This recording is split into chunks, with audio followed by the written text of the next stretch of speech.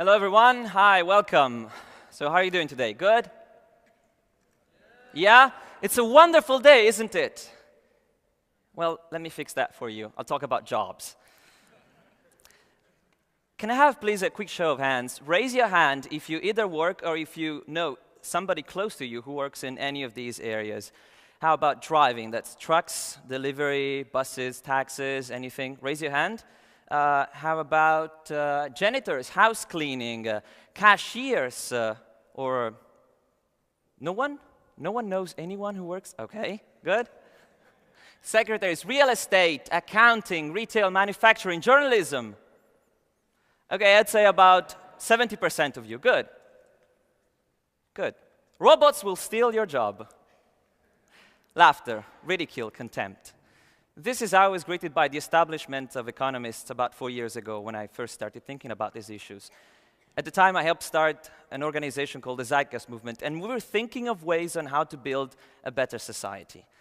Now, at the time, nobody took us seriously, but things have changed now. What changed? Well, very few people are laughing. 2009, Martin Ford comes out with Lights in the Tunnel, where he paints a picture of an increasingly automated economy. Lots of jobs are being replaced by machines, and very few new jobs are being created.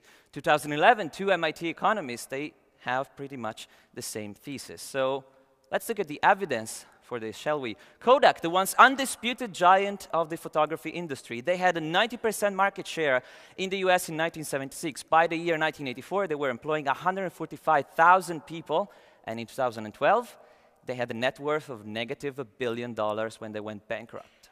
Why? Because they failed to predict the importance of exponential trends when it comes to technology. On the other hand, Instagram, a digital photography company, the same year, 2012, they had 13 employees, and they were sold to Facebook for $1 billion. Now, this is kind of ironic because Kodak pioneered digital photography. They actually invented the first digital camera when they came out in 1975 with the 0.01 megapixel digital camera. But they thought it was a toy and didn't pay attention. So that's what happens with exponentials. We don't pay attention. So let's play a little game with you. Let's be more interactive. It's called 30 steps. Now imagine I take 30 steps linearly. That's 1, 2, 3. Where do I get if I get to 30? About the end of the stage right there. Okay. How about if I take 30 steps exponentially? 2, 4, 8, 16. Where do I get? Where? Outside? Actually, I get to the moon.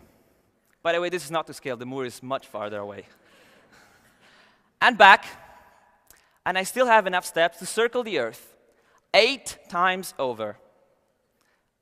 That's what exponential means. How do I know this? I just asked a Wolfram Alpha.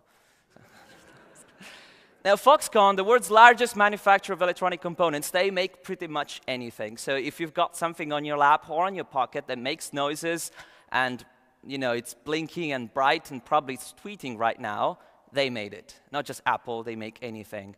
It's a multinational corporation worth $100 billion, which employs 1.2 million people. What are they doing? They're automating, of course. In fact, they're about to deploy an army of 1 million robots to cut rising labor expenses and improve efficiency.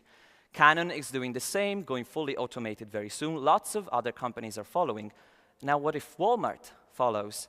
Biggest multinational corporation in the world employs 2.1 million people. What if they automate? Well, they can't, right? They don't have the technology to do that. Oh, most certainly do. Amazon knows this very well.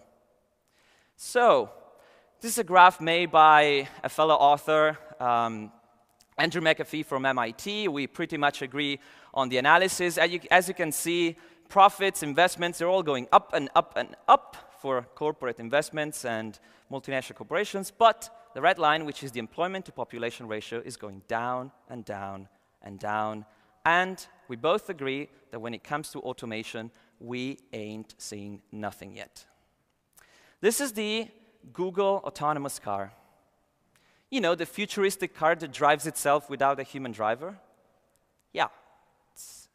By the way, it's as cool as it sounds. I was inside. This is me at NASA a few months ago. And it's a pretty neat piece of technology. They have all sorts of sensors and lasers and GPS and machine learning algorithms. It drives itself. It's safer, better than any human driver. Doesn't get tired, follow every street rule, never crashes, never breaks any rule whatsoever. Basically, it just works, and it's better than humans. Problem is, 3.6 million people in the United States alone work driving. I mean, they drive for a living. That's 2.6% of the population. Austria and Europe, they have very similar numbers. I think these people might be affected by this kind of technology, don't you? So accounting, retail, manufacturing, translations, no one is safe. Journalism, as the Wall Street Journal puts it, software is eating the world. So, what do we do? Should we despair? How about putting taxes on technology? Or impose more regulation? Or maybe do some education reforms? Basically find any clever ways to get everyone a damn job. That's what these guys are proposing. That's what their presidential campaign is all about. And it sounds reasonable enough. After all, famously said by Voltaire, is the sentence, work saves us from three great evils: boredom, vice, and need. He said that in 1759. But is that really the case today, in this society? I think we might be missing a big opportunity. It was Confucius who said that if you choose a job you love, you never have to work a day in your life. Brilliant. I agree. Problem, getting a job you love, one that is fulfilling, and that allows you to follow your moral code today, I don't know about you, but it's pretty damn hard. In fact, according to the Luat Shift Index, as much as 80% of the people hate their job. 80%. That's 4 out of 5 spending most of their useful lifetime doing something they don't particularly enjoy. Now, in 2012, with this kind of technology at our fingertips, guys, but doesn't that make you a little mad? A little bit? And so we are in a kind of a work paradox, because we work long and hard hours on jobs we hate, to buy things we don't need, to impress people we don't like. Genius.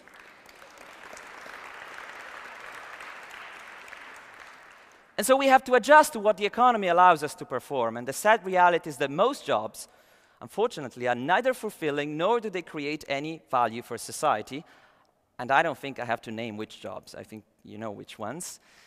By the way, they're going to be automated very soon, and I suspect within our lifetime. So we're screwed. That's the end of my talk. Bye. Now, I think there is light in the tunnel, because I spent years researching this problem, and I think I might have cracked it. I might have discovered what the purpose of life is.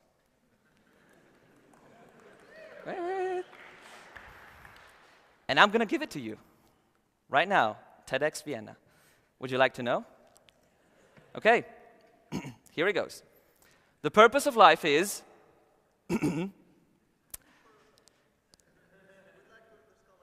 to have robots steal your job. All right, let's be serious. I suppose I don't know my purpose, let alone your purpose or that of anyone else, but I'm pretty sure what the purpose of life is not. And the purpose of life cannot be to work, produce, and consume more and more and more. So here is a radical idea.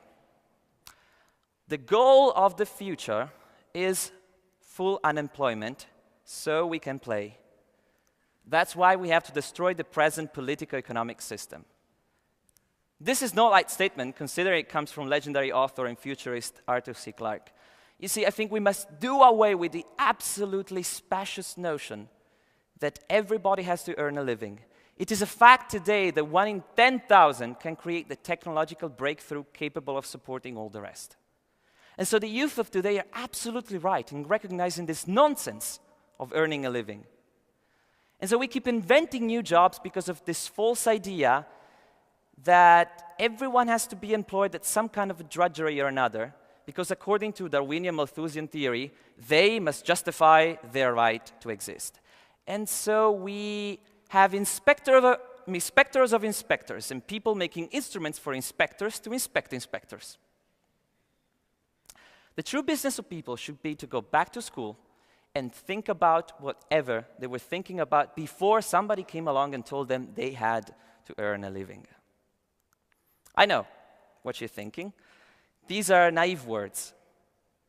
Words of a young mind, oblivious to the intricate and complex fabric of society and the economic system. That might be true. Good thing they're not my words, though, but that of genius futurist Buckminster Fuller, interviewed in 1970 by New York Magazine. Now, okay, this is all very nice, but look, we gotta face reality, okay? Tomorrow, gotta go to work. Well, tomorrow's Sunday, but on Monday, we gotta go to work. We buy food, pay the rent, pay the bills. Look, you can't just, leave everything. So how do you solve this problem now? As I said, I spent years researching this problem. So here's the short answer. There is no short answer. That's why I wrote a book to explain this. And I spent the last years traveling some 20 countries. I went to NASA. I studied at Singularity University. And I spoke with some of the greatest minds on this planet to tackle this problem. As it turns out, you need a plan. And not just any plan. You need a multi-year plan that involves lots of people. And everyone has a different plan. So it's pretty complicated and kind of short in time. And they told me to keep it simple, the TED guys. So I made a picture of two possible futures. To the left, we've got exponential technologies and limited resources. I think that's a fair assumption to make. We add the need for growth and labor for income. That's the basis of every society today. To me, in a few years, that equals to mass unemployment, runaway climate change, resource depletion, starvation, worldwide violence, and civil unrests. Not too nice. To the right, we still have exponential technologies and limited resources. We can't really change that unless we obliterate the human race or break the laws of physics. But what we can change is our attitude, our goals, and our purpose. Open source, DIY innovators, self-sustaining communities. I think this will redefine the idea of work. By letting go of the idea of infinite growth and labor for income, we can use our ingenuity. Instead of finding clever ways to get everyone a new job, maybe useless, we can use the same ingenuity to work less, have more free time, have more fulfilling lives, restore global resource balance, and generally have a more resilient system. So, you, sir, are a techno-utopian. You believe technology solves everything. That's what everyone tells me. To the contrary, I believe technology is merely a facilitator of your intention. Look back to the picture. If you subscribe to the idea that we have infinite needs that require an infinite amount of work and infinite growth to be satisfied, which, by the way, is impossible, exponential technology will help you get there exponentially faster to these awful results. Okay, but we've been living like this for thousands of years. Are we supposed to just give that up? Isn't that against human nature? Well, we had slavery for thousands of years. We gave that up. I believe we are at the dawn of a new civilization. But we can only evolve as a society if we are ready to accept that some of the assumptions that we most hold dear, we have to let go of them. Technology was never meant to increase productivity and growth so we can work longer hours anywhere, anytime, on any device. That's insanity. It was meant to make our lives better. And by the way, this isn't anything new. People have been talking about this for ages. Aristotle, 2,300 years ago, said exactly the same thing. So why hasn't this happened in 2,300 years? Well, I believe you need three conditions satisfied in order to achieve massive social change. You need the vision, the resources, and the technology to fulfill your dreams. So in the past, we had the vision and the resources, but we didn't have the technology. And now we have the resources for a little more still. And we certainly have the technology, but we've lost our way.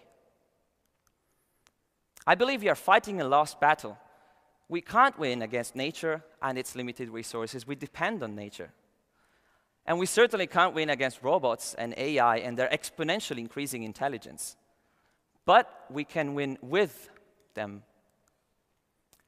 So, ladies and gentlemen, brothers and sisters, comrades and friends, we have many challenges ahead of us as a species, among which runaway climate change, increasing inequality, and massive unemployment. And I believe we can solve all of these challenges and more if we change our vision, our perspective, our focus, what drives our lives. And so I wrote this book, which is called Robots Will Steal Your Job, But That's Okay. And it can be more than okay, it can be marvelous. I believe every human being is an invaluable masterpiece from the moment they're born. And we, as a species, we are meant for great things, greater than we can even conceive right now with our limited brains. And compulsory work for the sake of survival is an obstacle that prevents us from achieving these goals. And so since then, I started giving speeches and talks around the world, and I co-founded a benefit corporation with other 3 extraordinary individuals from NASA and Singularity University that I hope will inspire people to do just that, to make this world a reality, to express their full cognitive and intellectual potential. And then I look back to my past, and I realize I'm 26 years old, almost 27. I'm getting old.